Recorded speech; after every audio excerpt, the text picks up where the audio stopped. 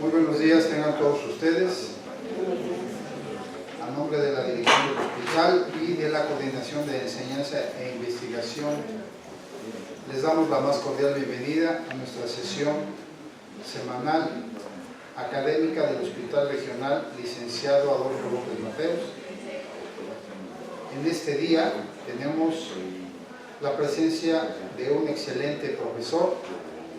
Ustedes van a poder constatar la calidad de sesión que vamos a tener, y me es grato recibir con gusto a nuestro amigo el doctor José Marcos Félix Castro, quien es pediatra egresado de la Universidad de Guanajuato, quien se especializó en el Centro Médico del Bajío del IMSS en la ciudad de León. Posteriormente él viene a la Ciudad de México para volverse especialista en oncología pediátrica en el Hospital Infantil de México Federico Gómez. Es médico adscrito al Centro Médico Nacional La Raza y también es médico adscrito al Hospital Infantil de Moctezuma de la Secretaría de Salud del Gobierno del Distrito Federal, y también se desempeña como coordinador académico de medicina de la Universidad de Anáhuac y es profesor de asignatura en oncología pediátrica por la Universidad Nacional Autónoma de México. Él nos va a presentar hoy este tema fascinante que se titula Las competencias y la pediatría, pero puede ser cualquiera. Le agradecemos su presencia al doctor José Marcos Félix Castro con un fuerte aplauso por su presencia.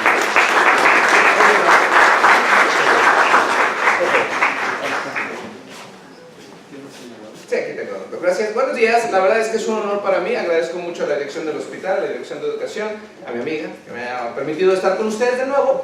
La verdad es que más que una sesión de solo datos, muchachos, lo que quiero es que compartamos, ¿no? Y vamos a compartir un poco de lo que me ha tocado vivir desde el punto de vista de la oncología y del punto de vista de la educación, que hemos ido por ahí desarrollando. Pero bueno, empecemos por donde se debe empezar, ¿no? ¿Por qué puse esto de puede ser cualquiera? Porque queda para cualquier área del conocimiento y sobre todo del conocimiento médico, no es exclusivamente pediatría. Obviamente muchos de los casos que les voy a exponer son pediátricos, son de mi área, pero es importante que definamos hacia dónde vamos, ¿no? Entonces, esto se hizo moda hace unos meses, sí, sabemos que es, o sea, así se ven nuestras compañeras por su belleza física, por su inteligencia y sobre todo por su bravura frente a las enfermedades, ¿sí? Y así nos vemos más o menos nosotros, ¿verdad? Entonces, sí hay una pequeña diferencia. ¿Qué vamos a hacer en la sesión, muchachos? Vamos a construir. ¿Qué vamos a construir? La importancia de reconocer la competencia dentro del aspecto clínico, su reconocimiento como tal y obviamente valorar y agradecer la oportunidad de estar frente a un paciente y poderlo abordar a través de las competencias, ¿de acuerdo? Pero pues todo tiene un inicio, yo siempre empiezo por el lado más ñoño o el lado más nerd.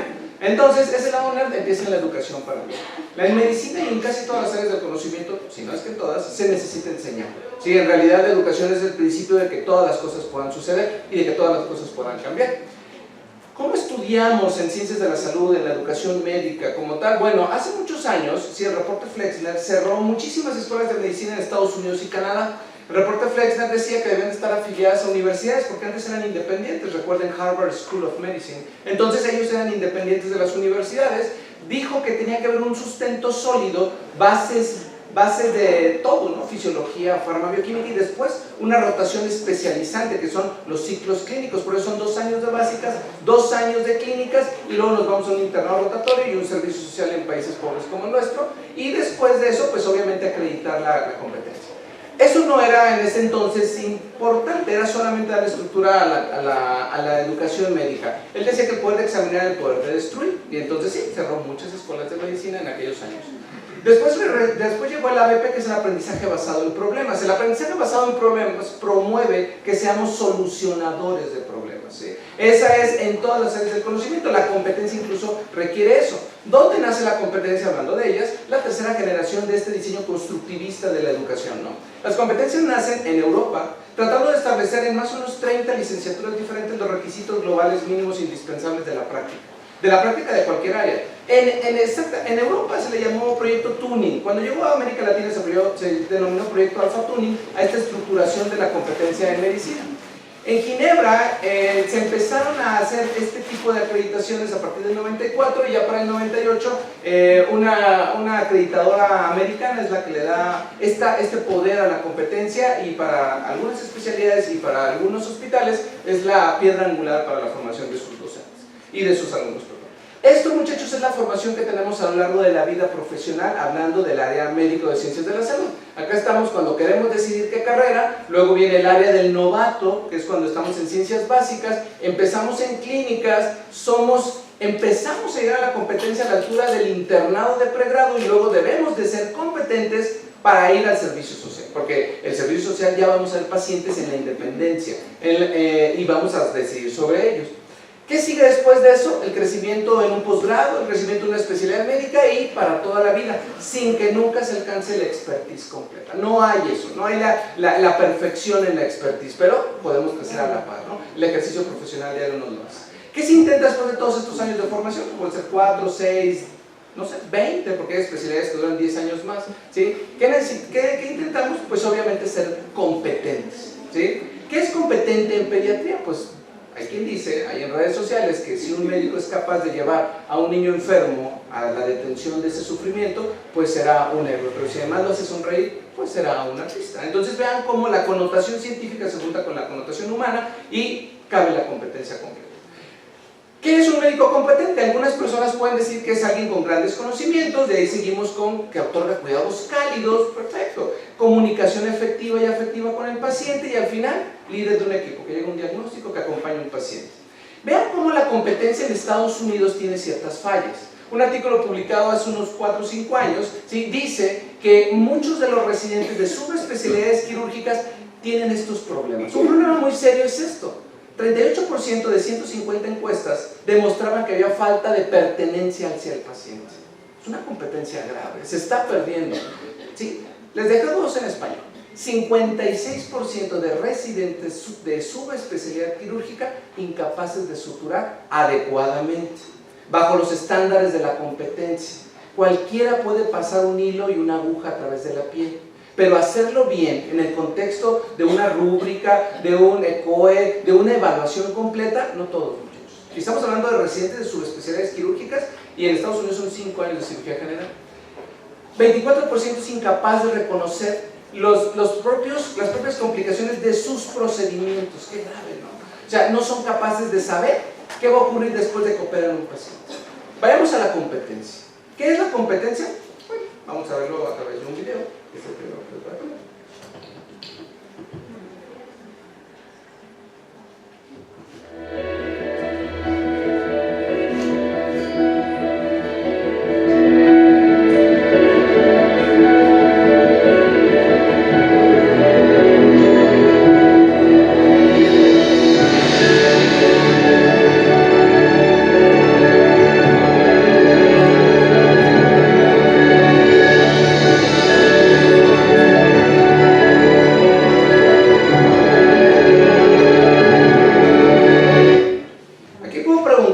Si estas personas fueron competentes o no. Si les pregunto a ustedes, tal vez me digan que sí o tal vez me digan que no.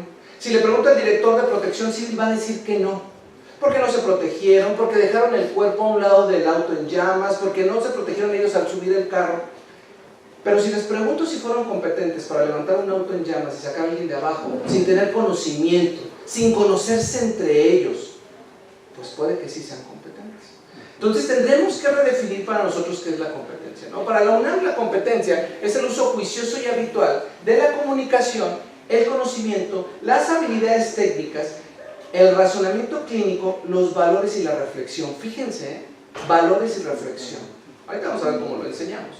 En la práctica diaria, en beneficio de la salud de los pacientes y con el pretexto, obviamente, de esto. Este nuevo contexto de la educación médica o de la educación en ciencias de la salud no es tan nuevo, muchachos, de verdad que no es tan nuevo. Delors, hace mucho tiempo, psicólogo, pedagogo, sociólogo, dijo que los pilares de todo el conocimiento se centraban en 3 y le agregaron un cuarto. Lo que sabemos, que es el conocimiento puro, lo que hacemos con ese conocimiento, que es la práctica, que es la expertise, luego sigue cómo somos, ¿sí?, lo que sabemos ser cuando ya conocemos y cuando ya hacemos, y luego al final cómo convivimos con todo lo que somos, con todo lo que hacemos y con todo lo que sabemos. Esos son los pilares de la educación de cualquier área del conocimiento. Acreditadoras internacionales, práctica clínica diaria, educación médica giran alrededor del conocimiento médico y el cuidado del paciente, que entran dentro de estas competencias. Perfectamente dentro de estos pilares hay estas dos competencias. Muchachos, una escuela de medicina y un hospital como este seguro enseñan esto, me queda muy claro. Ahorita vamos a definir cada uno de ellos. Estas acreditadoras nuevas que le han dado una forma a la competencia, porque la competencia se hace. Pero si no reconocemos que se hace, evidentemente no la podemos enseñar, y si no la enseñamos no la podemos evaluar y luego no hay crecimiento. Hay 4 competencias que casi no enseñamos de forma consciente, lo enseñamos de forma inconsciente. Práctica basada en el sistema de salud, práctica basada en el aprendizaje y la mejora, profesionalismo y habilidades interpersonales y de la comunicación. 6 competencias genéricas que esta acreditadora en Estados Unidos más o menos le da crédito a al 50% de las universidades allá y a muchos de los hospitales, a los faculty de los hospitales, ¿sí? Se dedican a establecer cuáles son las competencias y que le quede bien definido al profesor para que lo pueda enseñar al alumno, porque si no es muy difícil llegar a la competencia. Empezamos con esta imagen, ¿no? Es una imagen que quise rescatar para que veamos cómo era la visita hospitalaria hace más de 100 años, ¿no? Como nos regala Manuel Jiménez, ¿sí? Esta imagen donde sin estetoscopio y enseñando se hace una visita rutinaria. Es un bonito regalo, ¿no? Estudiar, comprender, compartir. Conocimiento científico, primera competencia. El conocimiento científico es lo que se espera de nosotros después de un proceso formativo. Y en ese proceso formativo debemos demostrar investigación, análisis y conocimiento de los cuidados de soporte. Para eso nos preparan, en cualquier área, medicina, enfermería, odontología, psicología, nos preparan para saber hacer las cosas, ¿sí? Esto es lo que se espera de nosotros, pero también debe haber habilidades del pensamiento crítico y obviamente razonamiento clínico. ¿Cómo enseñamos a pensar a nuestros muchachos, a nuestros alumnos? ¿Sí? Evidentemente tenemos que girar alrededor de los datos. Los datos son los datos públicos, todo lo que se publica, que se escribe, que se comparte y lo que nos quedamos nosotros y nosotros pensando esos datos. Esta siguiente imagen se la robé a la doctora Trudy Roberts, que es una gran educadora en Inglaterra. Vean cómo nos habla de cada cuándo se duplica el conocimiento en medicina o en ciencias de la salud. Por ahí de los años 1900, cada 50 años había el doble de conocimiento. Dentro de unos años, cada 3 meses va a haber el doble de conocimiento. Que ese conocimiento sea fidedigno, que sea estructurado, que tenga validez, eso es diferente. Pero datos hay muchos. ¿Cuántas revistas hay? Que hasta tienen impacto, que de alto impacto, de bajo impacto. Entonces, tendremos que nosotros enseñar a nuestros muchachos a pensar qué leer. ¿Cuántos artículos hay publicados en PubMed? Casi 5 millones. No los vamos a leer nunca en la vida. Pero sí es necesario que sepan discernir. Primer caso, muchachos. Una paciente, 15 días hospitalizada, 4 años de leucemia linfoblástica aguda, 15 dosis de esteroide, 2 de antracíclico, 2 de alcaloide de la vinca, conocido como vincristina. Le ponen un catéter central y desarrolla una equimosis alrededor, fiebre, choque séptico, obviamente previamente respuesta inflamatoria, ¿sí? Le retiraron el catéter en ese momento que empezó a tener datos de respuesta inflamatoria tan grave, incluso de choque, 24 horas después, 48 horas después. Y luego una tomografía que nos dice dónde está el absceso, el enfisema subcutáneo, ¿sí? Uno tendría que imaginar cómo crepita por debajo de esa piel, ¿sí? Entonces uno tendría que saber qué, aminas, antibióticos, resistencia, lavado de manos, cuidado de un catéter, resistencia a un choque refractario. ¿Qué tendríamos que saber de inmunosupresión, de cáncer, de pediatría, de cuidados de un catéter, ¿sí? De lavado de manos, para que esto pase lo menos posible? Y si pasa, podamos hacer algo por la paciente, porque esta niña solamente vivió 3 días después de este ataque fulminante de una pseudomonas. ¿Sí? Así pasa. ¿Qué tendríamos que saber para merecer estar frente a una paciente así? Si les pongo esta imagen, muchachos, es una gasometría. Inmediatamente alguien va a decir, acidosis, doc. Alguien se va a enfocar en el potasio, alguien se va a enfocar en la hiperglucemia, alguien se va a enfocar en el desequilibrio. Lo va a reconocer. Otros dirán, ¿por qué está así? ¿Qué antecedentes tiene? ¿Por qué está así esa gasometría? Otros dirán, le voy a poner una carga, le voy a poner aminas, le inicio antibióticos, la transfundo. Otros dirán, ¿cómo le hacemos para evaluar que nuestras acciones, estas que pensaron previamente, tengan un resultado adecuado? Eso, muchachos, se divide en el conocimiento en general, en una taxonomía que se llama taxonomía de Bloom, que es la profundidad del conocimiento. No es lo mismo conocer que evaluar. ¿Qué conocimientos estamos enseñando? ¿Solo datos? ¿Solo análisis? ¿Solo comprensión? ¿Aplicación del conocimiento? ¿Bajo qué nivel hacen sus sesiones o comparten su conocimiento? Si preguntan ¿Cuál es la causa número 1 de conocimiento? Muy superficial, solamente conoce, o recuerda, o enumera, o afirma. Pero ¿cómo le hace para evaluar? ¿Cómo le hace para reconstruir una realidad a partir de ese conocimiento? Eso es cuando llegamos al lado más profundo del conocimiento. ¿De acuerdo? Ahora, esto es solo el conocimiento, no hemos pasado a otra competencia. Esta es una imagen que se llama pirámide de Miller. Se supone que así tendríamos que aprender en medicina. ¿Qué dice la pirámide de Miller? El conocimiento. Estos grados de la taxonomía entran aquí nada más. Fíjense, solamente aquí. Y luego viene el desempeño, dice cómo se hacen las cosas, mecanismos fisiopatológicos, farmacológicos, y luego demuestra bajo supervisión, internado, servicio social, porque a veces tienen supervisión, y residencia. El residente está aquí, muestra cómo hace las cosas, las hace, pero con supervisión. Entonces es importantísimo saber dónde estamos. Y luego la práctica profesional autónoma, solos, y nadie nos dice qué hacer, nadie nos dice si estamos bien o si estamos mal. Esto es la pirámide de Miller. No están peleadas la pirámide de Miller y la taxonomía de Bloom. Algunos educadores en medicina creen que sí, pero en realidad son parte una de otra. ¿Es necesario para aprender? En el Harris Lane, que es un manual de pediatría, viene esta frase en el área de procedimientos que creo yo que es el círculo perfecto en la educación: ver uno, hacer uno y enseñar uno. Ver una gasometría, practicar la toma de punción de gasometría y enseñar. Cuando hacemos eso, muchachos, estamos en el lado perfecto de la educación. ¿Se enseña todo esto? Sí, muchachos. Cada vez tenemos menos de estas materias y de estos libros. Cómo pensar en medicina, cómo estructurar habilidades del pensamiento crítico, profundo, analítico. ¿Hay libros que nos enseñan esto? Sí. Yo esperaría que utilizáramos algunos de estos para enseñar a nuestros estudiantes de pregrado o de posgrado. Hay manuales que nos dicen, hay libros que nos dicen cómo ser profesores de medicina, hay libros que nos dicen cómo aprender a pensar en medicina. El razonamiento clínico, muchachos, no se debe de adquirir por la experiencia de las malas experiencias, de los errores, se debe de adquirir bajo una estructura bien hecha. Cualquiera de estos libros se los puedo pasar, en el momento que ustedes digan, ellos compartimos, no se preocupen. El conocimiento en la práctica, muchachos, tiene que ser todo esto: epidemiología razonada, métodos, sospecha, manejar emergencias, sí, obviamente vigilancias específicas y condiciones de riesgo. Todo el conocimiento es la primera competencia, que quede muy claro.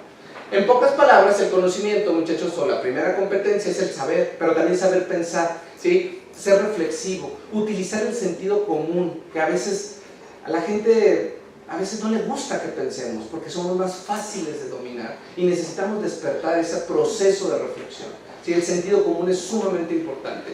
Y es una pregunta. La pregunta que tiene respuesta no es la mejor pregunta, sino la pregunta que te hace dudar. ¿Sí? Al contrario de este ente imaginario que se llama Dr. House, no le tienen que atinar a todo. Tienen que estar abiertos a encontrar respuestas en todos lugares. Segunda competencia, muchachos. Empezamos con una imagen de un cuidado interesante. Una imagen parece muy sencilla, pero es muy cálida. Vemos cómo está abrazando este cuidador a su paciente. ¿Sí? Nos comparte Ponce el cuidar, el revisar, el hacer como parte de una competencia. Segunda competencia, cuidado del paciente. ¿Qué es el cuidado del paciente? Es lo que hace un médico frente a su paciente. Eso que hace frente a su paciente es comunicarse con él. Es obviamente tener estas habilidades y estas conductas profesionales, conocimiento, autorreflexión, aprendizaje a lo largo de la vida, entendimiento del sistema de salud. El cuidado del paciente, muchachos, gira desde la historia clínica y la exploración física, desde verlo entrar, desde ahí ya lo están cuidando. Si llega con dolor en gatillo y el paciente tiene una posición de engatillamiento, de protección, desde ahí, desde esa exploración, desde esa visualización, ya están haciendo algo por sus pacientes. Sí, pero tenemos que estar abiertos a eso. Muchas veces ni los vemos entrar al consultorio, ni siquiera les tomamos los signos vitales y no les decimos los buenos días. Tenemos que estar en un contexto de comunicación muy claro, muchachos. Toma de decisiones, habilidades y planes terapéuticos, indicar y realizar procedimientos, sean clínicos o quirúrgicos, y obviamente, además del consejo médico, conocer el sistema de salud, dar calidad, ¿sí? Utilizar las tecnologías de la información y de la educación para mejorar la calidad de nuestros pacientes. Todo esto es cuidar a un paciente. Cuando dejan de leer un artículo, que dejan de comprar un libro, créanme, algo le va a pasar a sus pacientes. No van a tener ese conocimiento ellos. Vamos a ver este ejemplo.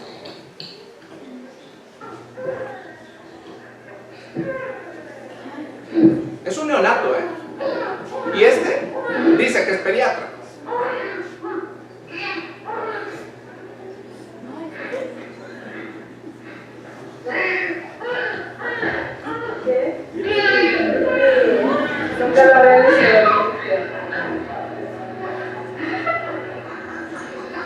Pobre columna.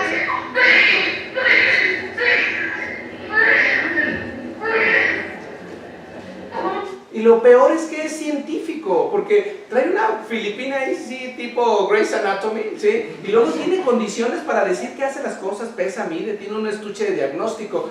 Y él cree que hace bien. Vean esto. Was it a 1, a 2, a ready? Good, yeah, alright. Is it a 1, a 2, a ready? No, good, yeah.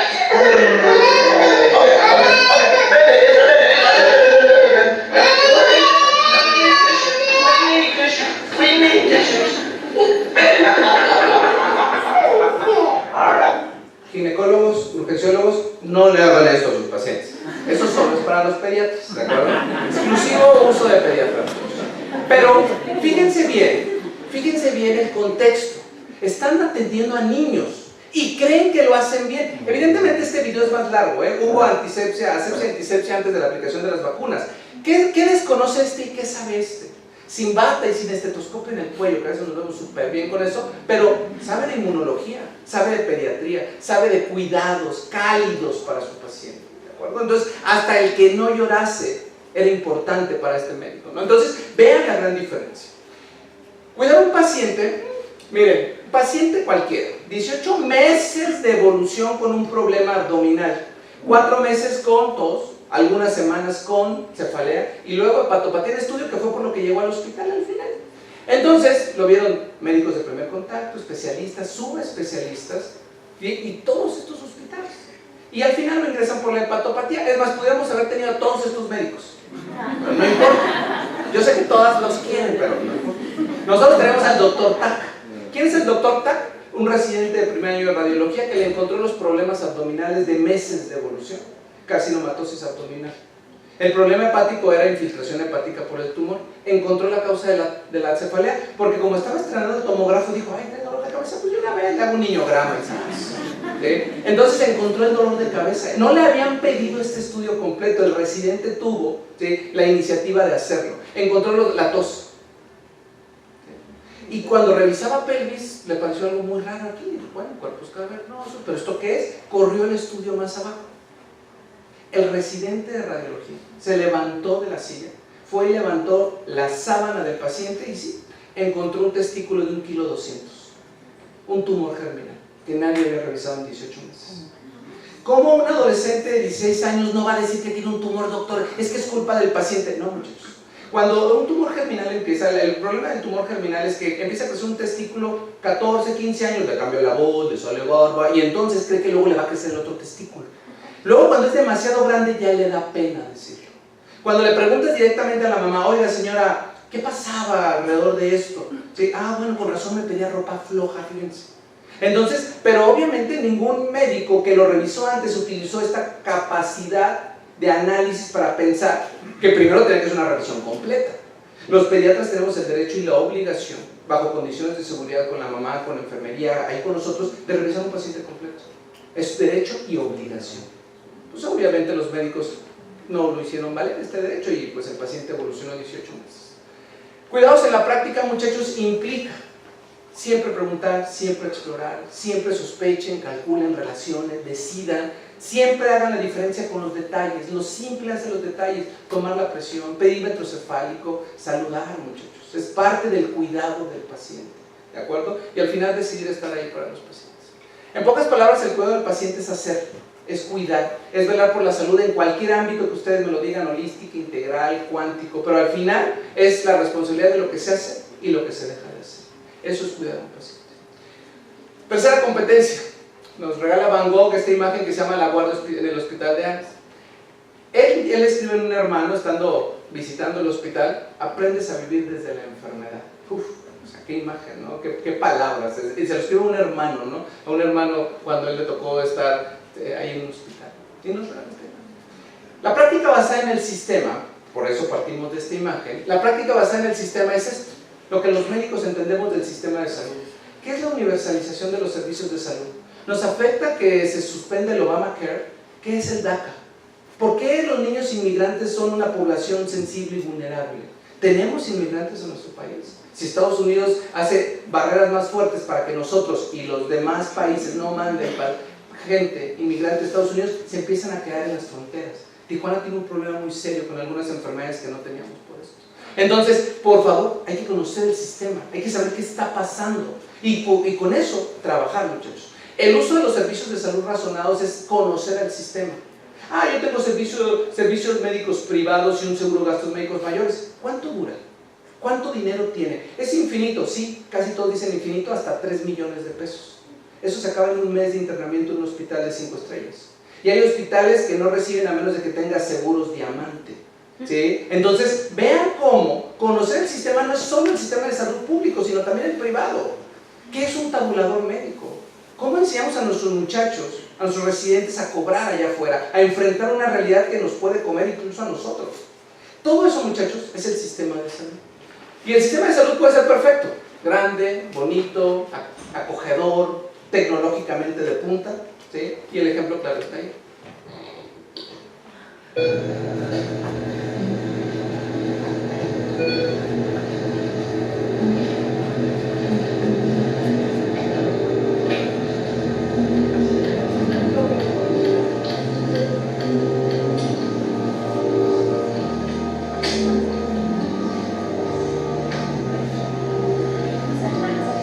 When you try your best but you don't succeed, when you get what you want but not what you need, when you feel so tired but you can't sleep, stuck in rivers,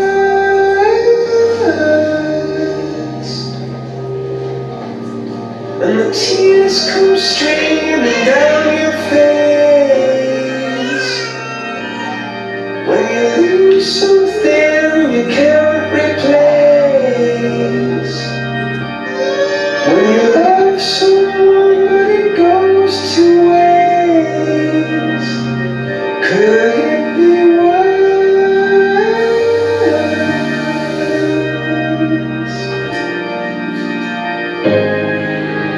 Lights will guide you home and ignite your bones, and I will try to fix you.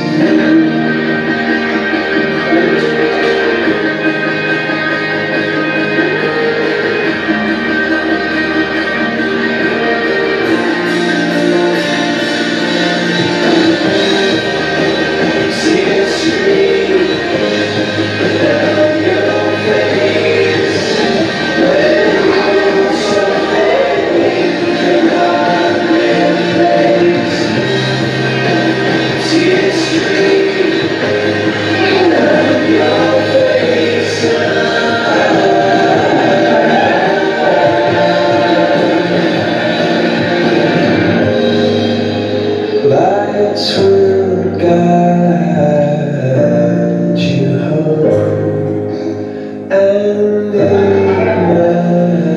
ignite your bones, and I will try to fix you.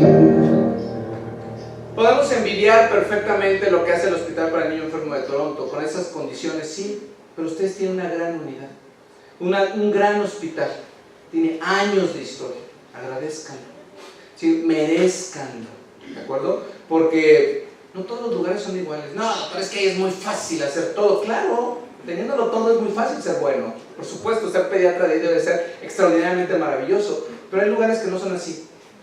No, hay lugares, muchachos, que no son así. Nosotros a veces dejamos 25 niños hospitalizados, ¿sí? Y no tenemos ni siquiera banco de sangre. Imagínense 25 niños con condiciones hemato-oncológicas y no tenemos un banco de sangre. Dependemos de hospitales como Balbuena o Montezuma, Balbuena o Iztapalapa para tener sangre. El hospital es así. Pero ¿saben qué? Es lo que hay para ayudar. Doctor, pero es que ¿cómo? Sí. Por ejemplo, es un hospital donde los papás no pasan 2 veces al día a alimentar a sus hijos, ¿sí? Y tienen que recuperarse solos. Tienen que recuperarse solos.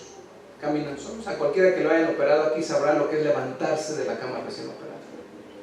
Y entonces, deambular para poder salir del hospital. Sistema de salud, muchachos. esta es una muestra de sangre, doctor, ¿es agua de Jamaica o de sandía? No, es sangre de un paciente. Es sangre de un paciente que nos derivaron, ¿sí?, bajo condiciones, pues, complejas. ¿Sí? Lo derivaron porque pensaron que la anemia era lo más importante. Así era la anemia. Así era la anemia. 3 de hemoglobina. En un paciente de un mes. En un paciente de un mes. Que ni siquiera tenía hoja de referencia. Solo le dijeron, vaya al hospital Moctezuma. Ahí ven cosas como la suya, como anemia. Y lo mandan por la anemia. Y cuando uno destapa al paciente, lo único que ve es un niño que está casi en completa convulsión, en estado epiléptico, ¿sí?, y desviación del cuerpo hacia el lado derecho. Claro, por la hemorragia masiva del sistema nervioso central que tenía. Porque este niño tenía hemorragia, tenía enfermedad hemorrágica de recién nacido. A un mes de vida, cuando no se le aplicó la vitamina K, lo que hizo fue una hemorragia tardía. Y la hemorragia tardía lo que ocasionó la hemorragia cerebral. Y esa anemia que les parecía tan grave a los médicos que lo dejaron ir a la calle, sin hoja de envío, sin siquiera ver el estado neurológico, ¿sí?, nunca les importó. Tal vez nunca la vieron. Dejaron de utilizar el sistema para ayudar al paciente. ¿De acuerdo? La práctica basada en el sistema, muchachos, es adaptarse a lo que hay. Y con lo que hay, curar. O por lo menos acompañar. Hay que entender la estructura, hay que entender las interconexiones y usarlas. Derivar oportunamente, derivar bien. Hay algunos sistemas de salud que estás con un especialista y si traes otro problema tú no lo puedes derivar, lo tienes que regresar con su médico de primer contacto. De aquí a que lo ve y lo vuelve a regresar. O sea, así trabajan los sistemas, muchachos. Hay que entender de economía y salud, cuánto cuesta estar sanos, cuánto invierte un país en cada uno de sus pobladores, ¿sí?, y políticas de salud. Regresemos a la universalización, ¿qué es? Vamos a llamar a Ángel, este paciente, 17 años, 33 kilos de peso. ¿Cómo, doctor? Pues sí, esta es su cresta ilíaca, ahí metió la mano, de lo delgado que estaba. Doctor, ¿y por qué estaba así? Fácil. ¿Sí? Le habían tomado una biopsia de un tumor torácico 6 meses antes. Pero le vamos a dar en este hospital de alta especialidad su quimioterapia, 200 pesos diarios, señora, no hay problema. La señora ganaba 20 pesos. No lo pudo llevar. No lo pudo llevar. ¿Sí? Entonces dejó que el tumor hiciera esto. ¿Sí? Hiciera esto. El corazón ahí lateralizado, tocando la parrilla costal. Lo llevó a un segundo hospital con su hoja de alta del primer hospital, ¿sí?, cuando ya estaba muy complicado el paciente. ¿Y qué creen que le dijeron en el segundo hospital? Regresa al primero. Y luego fue un tercer hospital con su hoja de alta del primer hospital. ¿Y qué creen que le dijeron? Regresa a su primer hospital. Llegó al Moctezuma porque también alguien le dijo que recibían a todos los pacientes. Y sí, tuvimos la fortuna de acompañar los 5 días que estuvo vivo en nuestro hospital. Porque obviamente es un tumor irreversible el efecto que tiene. Este paciente puede morir de 10 causas diferentes en este momento. Y así lo hizo, pero afortunadamente tuvimos la bendición de poderlo. El sistema en la práctica, muchachos, es derivar a tiempo, seguir a los pacientes. Hay gente que cree que dar una hoja de derivación es curar a alguien, y si lo van a tardar en ver 3 o 6 meses, fallecen. Den una hoja de derivación, pero díganle al paciente que regrese, que les diga, que les chismee cómo va la cosa. Ya lo van a ver, no lo van a ver, ay, pues voy a hablar o qué onda. El IMSS y el ISSSTE tienen un gran sistema de referencia y contrarreferencia, pero no todos vamos a trabajar en el IMSS y en el ISSSTE. Hay que estar preparados para los lugares que no son tan buenos como los nuestros, ¿de acuerdo? Hay que obviamente reconocer con lo que cuentan, cuidar en la distancia y también entender que somos parte del sistema. En pocas palabras hay que entender, muchachos, que el sistema no va a mejorar, ¿sí? Mejora, pero los casos, los eventos de mayor magnitud nos ganan, solo por número nos va a ganar. No va a haber muchos más hospitales, ni tampoco va a haber mucha más tecnología, y sí va a haber más pacientes. Pero hay que entender, muchachos, que el sistema es lo que tenemos para ayudar. Así como tienen su hospital, que a mí me parece maravillosamente grande y completo, pues yo tengo el Moctezuma para ayudar los fines de semana, y esa es mi herramienta, y la uso lo mejor que puedo, y hago mi mejor esfuerzo estando ahí. Y cuando estoy en la raza, pues en la raza le echamos las ganas. Pero ustedes, donde estén, centro de salud, segundo nivel, tercer nivel, o mega alta especialidad, hagan su mejor esfuerzo, porque somos parte de eso. Y al final entiendan que lo que más sirve del sistema es su gente. Apuesten por la educación, apuesten por cooperar, no por quitar. Sí, eso es muy importante. Cuarta competencia. Aquí nos regalan una imagen maravillosa, ¿verdad? ¿Sí? De esta fe, de esta necesidad de creer de los apóstoles Pedro y Juan cuando les habían dicho que había tenido resurrección, su guía espiritual. Y ahí van con esa fe, con esas ganas. O sea, así deberíamos de buscar muchas cosas en nuestra vida. A eso se llama práctica basada en el aprendizaje y la mejora. Cuarta competencia para las ciencias de la salud. ¿Qué es el aprendizaje en la mejora a través de la práctica o la práctica basada en el aprendizaje y la mejora? Es aprender haciendo, entendiendo que cada cosa que hagamos nos deja algo, ¿sí? Hay que ser autorreflexivos, hay que evaluar, hay que encontrar competencias y conocimientos significativos cada día. Dos conceptos que tal vez habían escuchado, tal vez no. Aprendiente. A diferencia del aprendiz, el aprendiente sigue aprendiendo toda su vida. El aprendiz aprende el oficio y deja de perfeccionarse. Somos aprendientes, todos, de cualquier área. El día, muchachos, que no les emocione un artículo, que no abran un libro con ilusión, un libro nuevo, bueno, regalado o prestado, pero que no lo abran con ilusión, perdimos parte de ustedes. Hay que ser aprendientes siempre. ¿Y qué es ser prosumidor? Prosumidor, a diferencia de consumidor, es el que da, que produce. Cuando van no sé, a una ponencia, cuando van a un evento académico, a un congreso, lleven algo, un artículo, lleven, no sé, un cartel, lleven dudas, participen. Al final de las sesiones todos, ¿dudas? No, nadie tenemos dudas. Y de verdad a veces sí las tenemos, o sea, al menos produzcan dudas. Todas las dudas ayudan. Entonces, sí es cierto, todo esto sirve. Pero ir a un congreso y no participar, venir a una sesión y no aportar, es como entrar a una biblioteca y no abrir el libro. Nadie aprende solo por entrar a la biblioteca. Hay que tener este intercambio con el conocimiento. Libros nuevos, obviamente, sí, algunas revistas que nos pueden ayudar. Pero sobre todo, muchachos, ganas.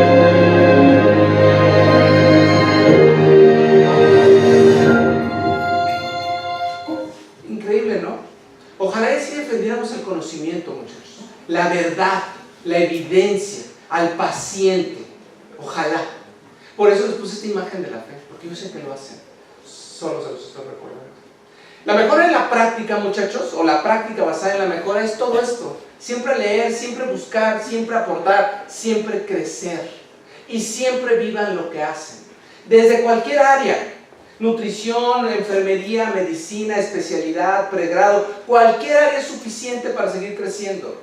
Nos debería de invitar todos los días a levantarnos solamente el hecho del nuevo conocimiento que vamos a encontrarnos ese día, en ese paciente, en ese pase de visita.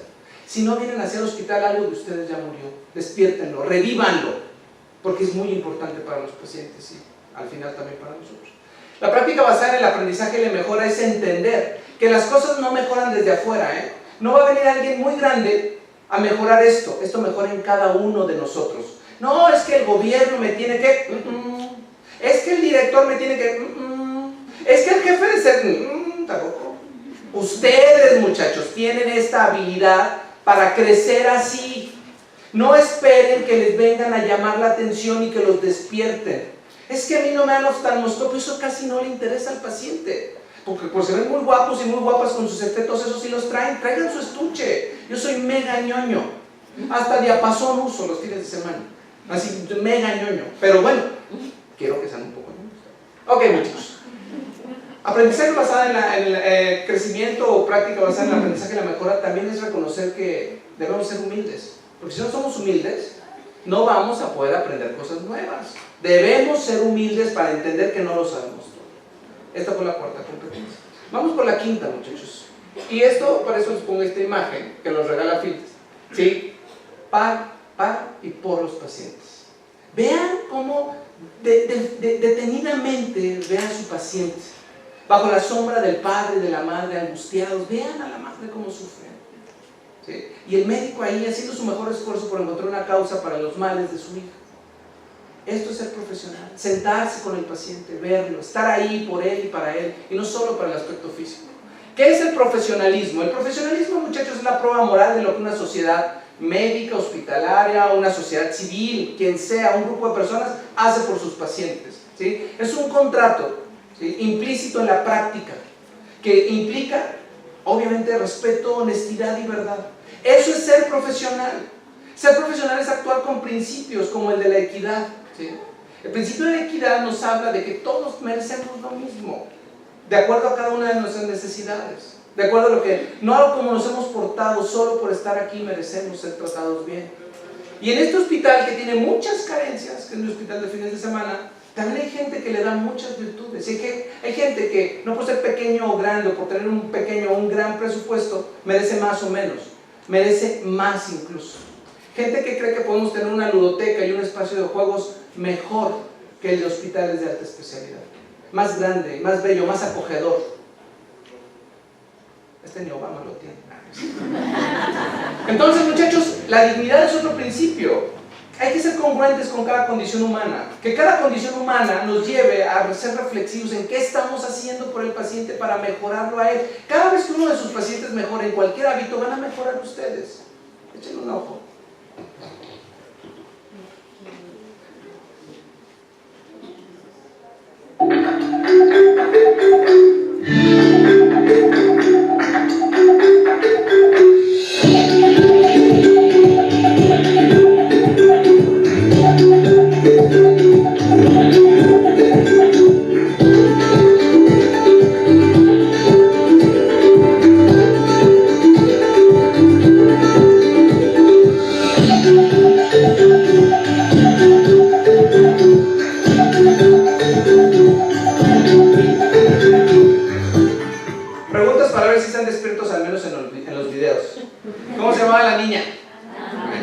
¿En qué ciudad lo hicieron? Inglaterra, sí están despiertos, al menos para los videos.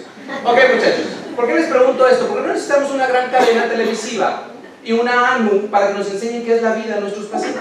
Nuestros pacientes lo hacen, muchachos. Este es un niño con un tumor neuroectodérmico primario de pie izquierdo, obviamente ya amputado, metastásico de forma bilateral a ambos pulmones, ¿sí?, con 2 toracotomías para resecar las metástasis, ¿sí?, después tuvo una recaída mediastinal, también se hizo resección mediastinal, claro, su amputación, radioterapia, pulmonía mediastino, ¿sí?, y 12 ciclos de quimioterapia encima, y además tiene ganas de mostrarme su prótesis, presumírmela. Y no solo eso, muchachos, sin decirle, sin pedírselo, nos ayuda con nuestros pacientes, les da coaching. Llega un niño nuevo, creen los doctores, sí duele la quimio, pero nos hace bien. Así, él solo se acerca a los niños nuevos y les ayuda. Esto, muchachos, dignifica al ser humano. ¿De verdad lo creo? Sí, este chavo, con todo lo que les dije, es capaz de recibir una bicicleta. Y con sus 2 toracotomías, su radioterapia, toda la quimio y la amputación de su pierna izquierda, es capaz de subirse a una bicicleta y andar, querer hacerlo. Él nos muestra lo que es ser profesional con la vida. Esta es una muestra del profesionalismo para la vida. Y si este muchacho, con todo esto que les dije, es capaz de hacer todo esto, ¿de qué seremos capaces nosotros? Con una bata, con un estetoscopio, con un bisturí, con un equipo radiológico de enfermería, con un equipo médico multidisciplinar. ¿De qué seremos capaces? Las posibilidades son infinitas, que a veces no las queramos ver. Eso es diferente. Principio de solidaridad. Estar ahí para dar, para compartir. Hay quien dice que la máxima expresión del amor es dar. Den, no esperen, den nada más, ¿sí? Obsequien, regalen. Somos entes para estar regalando las cosas. Cada vez que salgo del hospital los domingos en la noche, la choco con los chavos, porque no sé si los vuelvo a ver la siguiente semana. Y no, hay muchos que no veo la siguiente semana porque fallecen. Ustedes lo saben, un paciente con cero neutrófilos se choca en 2 segundos. Entonces deben de dar, incluso una despedida. Principios de justicia, muchachos. Es el compromiso con lo que damos a estos pacientes por lo que les toque y por lo que no. La imagen es clara. Un niño que cuando se le acaba el dinero tiene que caminar 2, 3, 4 kilómetros para llegar al hospital y acostarse y recibir su quimioterapia para su leucemia con sus pies sucios. ¿Sí? ¿Sí? Hay veces que no hay justicia. Pero ¿saben qué? Tienen ustedes la herramienta para que eso sí pase. Para que si alguien maltrató a un paciente allá afuera, ustedes compensen eso en su estancia intrahospitalaria, en la consulta externa, en el mundo, muchachos. No les pido que se avienten a las balas de los sicarios, pero al menos sonrían a la gente. Ya de menos no le hagan jetas. De verdad, o sea, con eso ayudaríamos mucho. El profesionalismo entonces, muchachos, es el compromiso con las responsabilidades éticas, bioéticas, humanas, llámenle como quieran. Y esas responsabilidades van en muchos aspectos. Y les pongo en grande, rendición de cuentas. Ah, sí, doctores, cuando nos hablan del buzón de quejas. No, eso no es rendir cuentas. Ah, bueno, es cuando el Ministerio Público, ojalá y nunca les toque estar frente a uno, pero tampoco es rendir cuentas. Rendir cuentas, muchachos, es hablar con sus pacientes todos los días. Y no solamente cuando hagan un procedimiento. Me ha tocado infinidad de doctores especialistas en cirugía que se van del hospital después de haber hecho un procedimiento en el hijo de alguien y no se acercaron al papá o a la mamá para darle el informe, para ver cómo brillan sus ojos de gratitud. Se lo dejan al residente o al interno o a nadie. Qué duro para una mamá estar afuera de un hospital, una sala de espera y no recibir el informe de cómo le fue en su cirugía o en su procedimiento. Y en el ego médico, donde ya no necesitamos ese brillo en los ojos de los pacientes, qué triste, porque también algo se murió dentro de ese médico. ¿Sí? Algo se murió. Ok, muchachos, rendir cuentas entonces, pues es, ¿qué estamos haciendo? Paciente de 6 meses con cefalea, 2 días con amaurosis y llega con esta imagen tomográfica. ¿Sí? Hay un gran tumor ahí. Y que la hoja de envío diga neurológicamente íntegra cuando de entrada ya traía amaurosis. Y ahora la idea es, de verdad, esto, ¿sí? No lo pudo haber visto alguien en 6 meses de evolución. Lo que me queda muy claro es que el médico que vio a esta niña no la revisó durante 2, 3 o 6 meses. ¿Dónde están los reflejos osteotendinosos, la sensibilidad, la marcha, la evaluación de lo que sea? ¿Esto es ser profesional o antiprofesional? ¿Y qué me dicen de esto? ¿Sí? Algunos ya sabrán lo que es, otros no. Cuando canalizan a un niño y le aprietan demasiado la mano y tienen las uñas muy largas, pasa esto. Y mi mamá y mi hermana son enfermeras y las amo profundamente, pero cuando ven estas imágenes les da pena. He tenido jefas de enfermeras, porque doy cursos posttécnicos en la raza en el siglo XXI, que lloran con esta imagen. Si un niño tiene un rhabdomyosarcoma, que la obstrucción uretral le ocasiona hidronefrosis y tiene nefrostomía y recibe 2 gramos por metro de ciclofosfamida y 5 dosis de actino y una de vincristina, y además lo cortamos con las uñas, ¿qué creen que merecemos? Sí, muchachos, esto es de merecer. Y hay que merecer estar frente a los pacientes. Entonces hay que merecer desde muchos aspectos. Esta imagen puede recordarles perfectamente cómo un tumor abdominal incluso hace lateralización de la columna. Imágenes importantes, complejas. Esta es la clínica de este paciente, que 15 días antes fue operado de una apendicectomía. ¿Ustedes creen que hace 15 días no tenía el tumor? Sí lo tenía, pero no lo pudieron ver. Las enfermedades, muchachos, hablan, nos gritan a veces. Y es cuestión de que primero sepamos escucharlas y segundo queramos escucharlas. Si no las sabemos escuchar, eso se llama malpraxia, incompetencia. Pero si no las queremos escuchar, se llama negligencia. Y eso sí es muchísimo más penoso. Ojalá que ninguna de las dos les pase. Estas imágenes son para eso. ¿Cómo es posible que lo hayan operado de una apendicectomía hace 2 semanas y no hayan notado el tumor? Es inaudito a veces. Es inaudito. Y lo hizo un especialista quirúrgico. Pero ¿sabe por qué pasa? Porque algo de nosotros se va muriendo todos los días y a veces se muere tanto que nos morimos completamente. Hay una obra de teatro por ahí que se llama Vivir y robo una frase de Odín Dupeirón que dice: la gente se muere entre los 20 y los 30, máximo a los 40. No se da cuenta y la entierran hasta los 80. Sí, muchachos. Hay gente que cree que está viva, y que anda por ahí por los pasillos de nuestro hospital, de su hospital, de la calle, y no se ha dado cuenta que algo dentro de ellos ya se murió. El sueño, la ilusión, el alma, yo qué sé, pero algo se les murió y no se han dado cuenta. Entonces es menester nuestro no morirnos, primero, y segundo, tratar de revivir a los que se murieron. De verdad. Y no quiero que anden ahí con el carrito de reanimación queriendo revivir muertos, no. Lo que quiero, muchachos, es que el ejemplo que ustedes dan los revivan. El profesionalismo, en pocas palabras, es ser humano, ser consciente, ser humilde, es estar vivo por y para los pacientes, ¿sí? Tratar el cuerpo y acompañar al alma. Eso es ser profesional, muchachos. El profesionalismo en la práctica es conocer los valores, usar los valores, es reconocer los principios y practicar los principios. Y sobre todo, muchachos, enseñen con el ejemplo. El profesionalismo se enseña muy fácil, haciéndolo. Lo primero que aprende un residente es: priva, mata todo, y ahí mete el pase de salida y se van. Como si los de afuera valieran más que los de adentro, ¿sí? Muchachos, el residente se lleva todo nuestro oro y también todo nuestro cobre. El estudiante, muchachos, absorbe como no tiene una idea. Si no trae corbata y ustedes no traen, ¿cómo va a traer él? Ejemplo, muchachos, ejemplo, por favor. Última imagen, ¿sí? Aquí nos regalan, ¿sí?, un niño enfermo. La comunicación, ¿sí?, el establecer relaciones, el vínculo. Por eso les puse ahí los lazos también curan. La comunicación, muchachos, es una práctica que se separó del profesionalismo y de todo lo demás, pero doctor, es solo saber hablar. Bueno, no sabemos a veces, no sabemos escribir. O sea, miren, la primera falla del médico, y esta sí va para los médicos, es hacer recetas que al principio solo entiende él y dentro de 2 días ni él la entiende. O sea, miren, el ego es tan grande que hago una receta con las patas y no me interesa si me entienden o no me entienden. Tan grande es el ego que no me importa. Y hacemos, no, es que escribía muy rápido y ajá.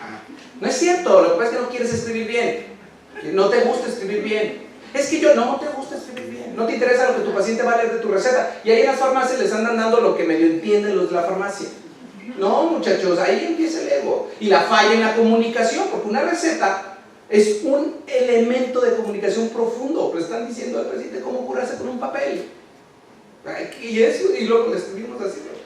Entonces, ¿la comunicación qué es, muchachos? La comunicación es una relación íntima entre el paciente y el personal de salud. Pero bien, vean cómo está fundamentada la vulnerabilidad. O sea, cuando uno se siente enfermo, cuando uno tiene dolor, es vulnerable. Es vulnerable.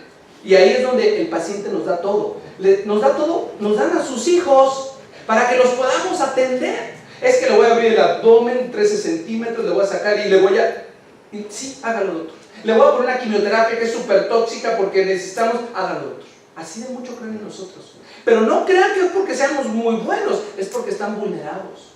¿Sí? Porque la vulnerabilidad así nos hace. Recuerden la última vez que tuvieron dolor. Le rezaron a todos los santos, hasta los que no conocen, para que les quitaran el dolor, y a mí también. ¿Sí? Lo bueno es que tengo mis medicamentos. Pero, obviamente, muchachos, hay que entenderlo como una bendición. La confianza, la comunicación que nos regala el paciente es una bendición que a veces no nos sabemos ganar. ¿Por qué, doctor? ¿Por qué dice eso? Porque hay que hacer una diferencia entre confiar y tener que confiar. Confiar es que se lo ganaron, son abiertos, sonríen, son buenos, vienen impecables a la guardia. O sea, eso es que confiaron en ustedes. Tener que confiar es que son los que estaban. Hoy me tocó la enfermera que solo gruñe. O sea, fue a la que estaba y tienen que confiar en ustedes. Hoy me tocó el médico que no sabe ni siquiera hablar. Mírenlo, que hasta le huele mal la boca. Pues tienen que confiar, o sea, no les queda otro, son los que hay. Pero estos muchachos se lo tienen que ganar. Por eso digo que esto es de merecimiento. Estar en un hospital frente a un paciente, estar a cargo de una guardia, júrenlo, muchachos, ¿sí? Que para una fiesta lo andan presumiendo, pero cuando llegan a la guardia, ¡ay, otra vez guardia! O sea, no, hay que merecérselo, muchachos. Échenle un ojo a este video.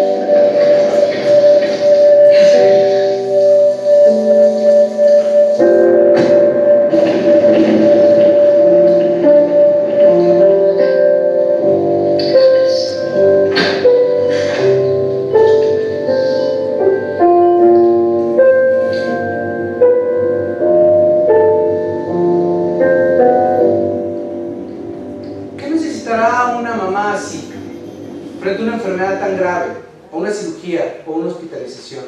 La comunicación tiene 3 elementos claves, muchachos. Una relación ética, que a veces es incluso curativa, un fenómeno de escuchar para entender, no para contestar, y obviamente comunicación arriba, abajo, en medio, en todos los sentidos. La comunicación entonces fácilmente se olvida, mejora los resultados, mejora condiciones crónicas, menores reclamos, pero a veces falla tanto como esto. Que me queda claro que aquí no hay comunicación. Si pudiera el niño ser el niño araña, ya se hubiera ido por ahí. No lo es. Hay una falla en la comunicación, o hay comunicaciones perfectas. 3 niñas empezando su tratamiento de quimioterapia, 3 niñas juntas a través del tratamiento de quimioterapia. Una mamá que me pide dejar su mano ahí para que su niña llore poco a la hora de la punción intratecal, ¿sí? Que es dolorosa, ¿sí? Entonces pone la mano ahí para que la niña esté tranquila, ¿sí? Casi no le creo, pero sí, la niña estuvo totalmente tranquila solo viendo la mano de su madre. Luego se encuentra fuera con su amiga, un dibujo que me hacen, siempre lo presumo, ¿sí? Se encuentra con su amiga y le pregunta a la mamá: señora, ¿qué hace? Estoy acompañando a tu nueva amiga. ¿De verdad? Yo también la quiero acompañar. Vean cómo la comunicación es perfecta, muchachos. Vean cómo la comunicación nos regala cosas. Alondra, una paciente que acompañé durante 4 años, 48 ciclos de quimioterapia, demasiados para algunos, ¿sí? Pero estuvo viva 4 años, después falleció. Lo único que le quedó fue despedirse, y en su última consulta de cuidados paliativos me regaló una carta que traigo aquí en mi cartera, que le hizo así de pequeña para usarla en la cartera, con su mensaje, donde primero agradecía y después se despedía. Esto, muchachos, es comunicación perfecta. Una semana después de darme esta carta falleció.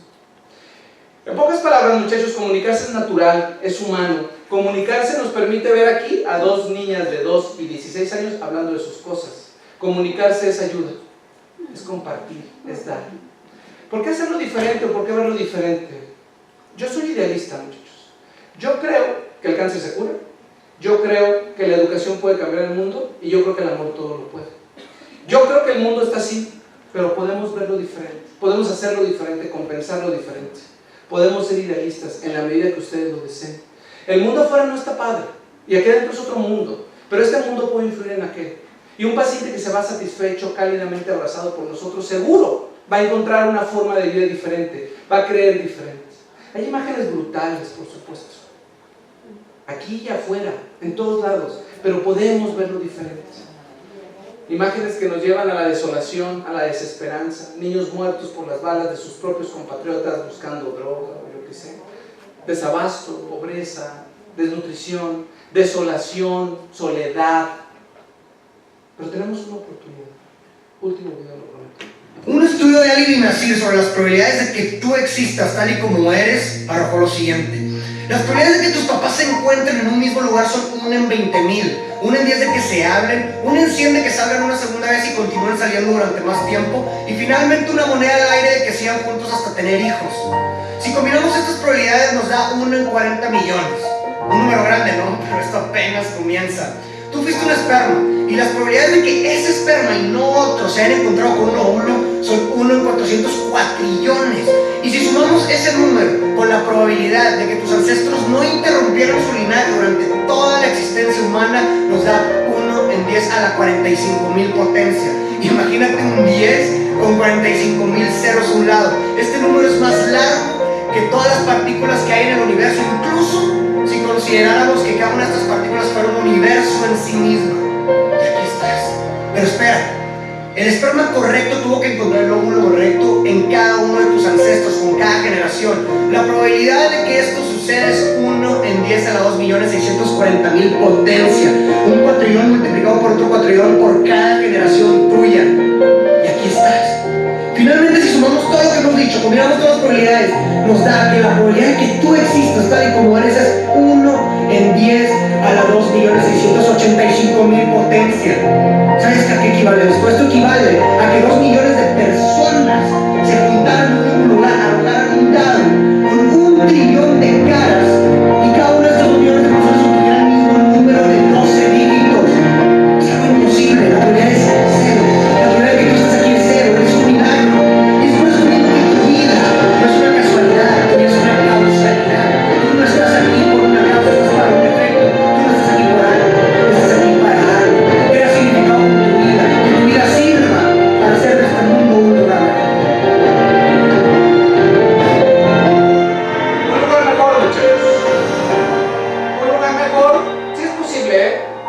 sí creo que tenemos estas células ahí, se llaman corazonocitos. Ay, doctor, es un accidente, se llaman corazonocitos. Dejen, soy idealista. Y yo sé que las tienen. Y estas células nos permiten, estos núcleos nos permiten, muchachos, ver en una niña de una leucemia de alto riesgo con recaída a una princesa. Piensen y reflexionen. ¿Dónde están? ¿Qué quieren? ¿Para qué están aquí? A este niño, cuando me pidió el estetoscopio para escucharse el corazón, le dije, incluso sirve para escuchar los pensamientos. Y me creyó. Fíjense cómo son. Termino con esta frase que es de Alejandro Jodorowsky, que dice que la luz de una sola luciérnaga, fíjense, la luz de una sola luciérnaga es capaz de terminar con la infinita oscuridad de la noche. Por favor, sean también esa luz. Gracias.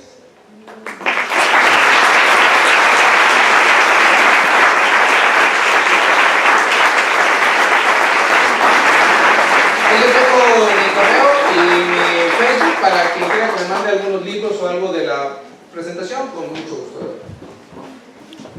¿Alguna pregunta o comentario para nuestro excelente profesor de este día? Ya que no les mentí. Acércate, hermano. Ya que no les mentí que era una excelente conferencia y que iba a hacernos reflexionar. Y el que no se le rodaron las lágrimas. Doctor, buenos días. Soy el doctor José Antonio. Gracias. Recordar a los médicos que las sesiones no solamente son cuestiones académicas, sino la parte esencial. Es lo que llevamos dentro, que hoy nos vino a decir, que es la motivación y el compromiso con nosotros mismos. Comparto este pensamiento en toda su expresión. Y cuando vemos a nuestros pacientes con cáncer, en los que nada más los acompañamos y tratamos de mejorar su calidad de vida en esos últimos días, eso es lo mejor. Y cada paciente debería de ser un reto en el aprendizaje. Ese debería de sacar lo mejor de nosotros cada día. Le felicito por su plática, perdón por la voz, por su plática. Pocas veces tenemos esta capacidad de motivar, de sacar lo mejor de nosotros mismos para seguir en esto. Y recordar que cada quien formamos esa arenita con la que haremos crecer lo mejor en donde estamos, en cada uno de nuestros hospitales, en cada uno de nuestros servicios. Le agradezco y le felicito esta ponencia. Gracias a usted, doctor.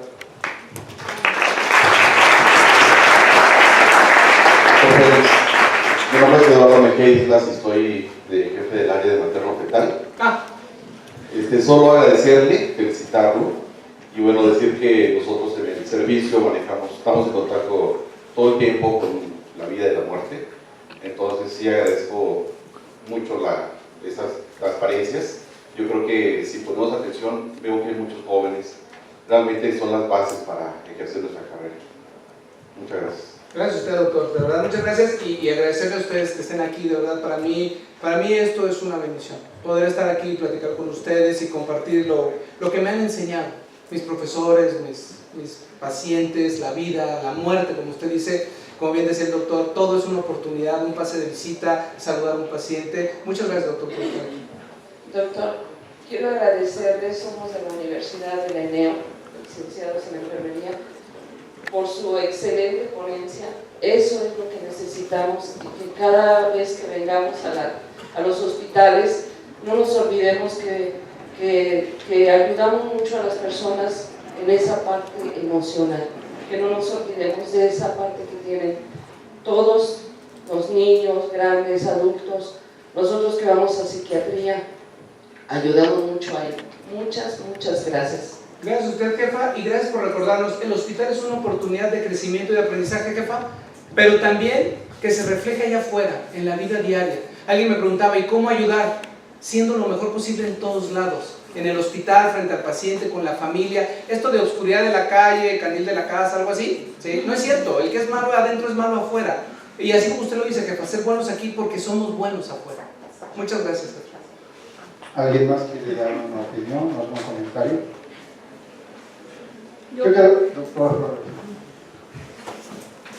Gracias, doctor. De repente, pues tiene que venir alguien que no esté inmerso aquí para recordarnos todo esto, ¿sí?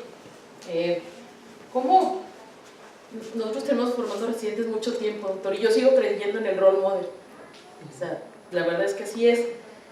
¿Cómo hacerle entender a nuestros médicos jóvenes que están aquí? Para nosotros es una responsabilidad muy grande tener que formar gente. Es enorme, gigantesca. ¿Cómo puedo transmitirle al otro el entusiasmo de hacer lo que tengo que hacer? Para eso estoy aquí. Y yo les decía a mis residentes en algún momento, yo fui profesor de medicina interna mucho tiempo, cuando voy a ir a ver a un paciente, uno, tengo que estar impecable, voy a atreverme a tocar a un paciente, eso es así como una gran responsabilidad. Voy a tocarlo, voy a acercármele, se va a abrir en su más profunda intimidad a lo que, y espera muchas cosas de mí. ¿Cómo cuando me voy a acercar a él, en vez de ir pensando, como sé que mucha gente piensa, no en este hospital, sino en todos los hospitales del mundo, cómo le voy a hacer para no verlo y cómo le voy a hacer para decirle que no lo voy a operar, que no le voy a poner un catéter, que mejor lo vea fulano, que mejor lo vea sutano? ¿Por qué no voy pensando al revés? ¿Cómo tengo un hospital completo solo para este individuo? O sea, es fantástico. Tengo un hospital completo para un individuo y tengo un montón de gente para este individuo. Aquí el cuidado es cuando es lo fundamental. O sea, no tenemos el concepto del cuidado, no del tratamiento, no del que le voy a dar una prescripción, sino del cuidado en su concepción filosófica amplia que trasciende los hospitales y todo lo demás. O sea, cómo voy a construir el cuidado para este sujeto, porque lo puedo construir, aquí están todas las herramientas para construirlo. Yo se lo tengo que confeccionar a ese que está ahí, se lo tengo que armar. Ese es nuestro trabajo. Soy un armador de cuidados, así sencillo como lo acaba de decir el doctor. Somos los armadores del cuidado, más allá del tratamiento y de la prescripción en una receta. Somos los armadores del cuidado y tengo que echar mano de todos esos elementos, pues para que esté aquí, o para cuando yo esté en ese espacio, pues así funciona. Y les puedo platicar una experiencia personal. Hace muy poco tiempo operaron a mi hijo, ¿sí? Con toda la angustia y con todo el saber en la cabeza y decir, pueden ser las 250.500 cosas y estoy en el estrés máximo. Para mí, que fue súper reconfortante, algo que hizo la cirujana que lo operó. O sea, cuando nos iba a decir pues, que había encontrado ahí en la cirugía y mi hijo estaba en un posoperatorio inmediato, sale, es una mujer muy joven, sale con todo su equipo. Pues ella no sabe que yo soy médico, que el papá del niño es médico. Bueno, no es niño, es residente de medicina interna. Sale ella, ¿sí? Con todo su equipo, y lo primero que hace es presentarse ella y presentar a todo su equipo, ¿sí? Y entonces me dice qué encontró en la cirugía. No me dice, pues mire, todo salió muy bien, aunque a veces el paciente, o sea, le quité el tumor, pero pues el resto del paciente está bien fregado, ¿no? Me presento a mi equipo y entonces le comunico qué fue lo que encontré y qué sigue, ¿sí? Eso no lo hacemos. A veces nuestros pacientes no saben ni cómo nos llamamos, ni nosotros sabemos cómo se llaman los pacientes. Es el de la 342, ¿sí? Son los números. Entonces yo agradezco profundamente lo que nos acaba de venir a decir, doctor, más allá del asunto de las competencias, ¿sí? Es el pretexto. Yo lo sé, doctor, es el pretexto, ¿sí? Y qué bueno que nos viene a recordar, porque a veces uno harta con estas cosas, ¿sí? Y alguien nos los tiene que venir a decir. Gracias. Gracias a usted, doctora, y gracias por sus palabras, ¿verdad? Porque lo que me acaban de regalar a ustedes es más grande de lo que ustedes mismos piensan, y es la oportunidad. Y tengan la oportunidad en mente, muchachos. Como bien dice la doctora y el primer doctor que nos comentaba de sus pacientes oncológicos, la oncología en México cura el 50% de los pacientes, por mucha ciencia que tengamos. Al otro 50% que van a fallecer, solo nos queda acompañarlos. Por eso el lado humano es tan importante, por eso la competencia de la comunicación es tan importante, por eso presentarse un equipo quirúrgico. Si se presentan las bandas de música uno por uno en sus conciertos, ¿por qué el cirujano y el anestesiólogo y el equipo no lo hacemos? Porque no nos importa, no le damos el valor a lo que hacemos, lo hacemos tan a diario que nosotros mismos desvirtuamos las cosas. Muchas gracias, doctora, por su comentario. Yo quiero hacer un comentario. No digo que somos sastres de la salud. Todos los días hay que renovarse, doctor. Yo es la segunda vez que veo su conferencia y me vuelvo a emocionar y me voy a llenar de gusto por tener la oportunidad de haberlo conocido. Gracias. Y yo creo que hay una cosa muy importante: sonreír todos los días y a todas las personas. Porque hay un dicho que nunca se me olvida: no tenemos la culpa de la cara que nos pusieron, pero sí somos responsables de la cara que tenemos. Entonces, pues con esto le agradecemos, doctor. Vamos a entregarle a nombre de...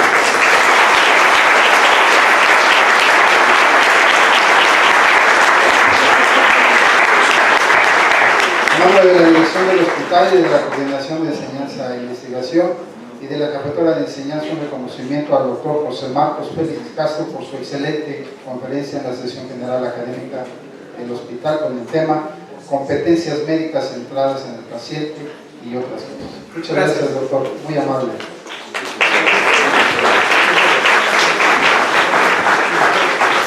Recuerden que nuestras sesiones se filman y que las podemos ver en nuestra plataforma Clipex, en la biblioteca. Van a galerías y ahí están depositadas las sesiones por si quieren volver a disfrutar de esta excelente sesión, ahí la pueden ver. Los esperamos el próximo jueves como parte de la sesión que se va a presentar en nuestro Congreso Internacional de aniversario del 47º año de la fundación de nuestro Hospital Regional, licenciado Adolfo López Mateos. Los esperamos a todos miércoles, jueves y viernes de la próxima semana en este auditorio de las 8 a las 15 horas para disfrutar de nuestro Congreso Internacional de aniversario de la fundación de este gran hospital. Muchas gracias, buenos días y nos vemos pronto. Que sean muy felices.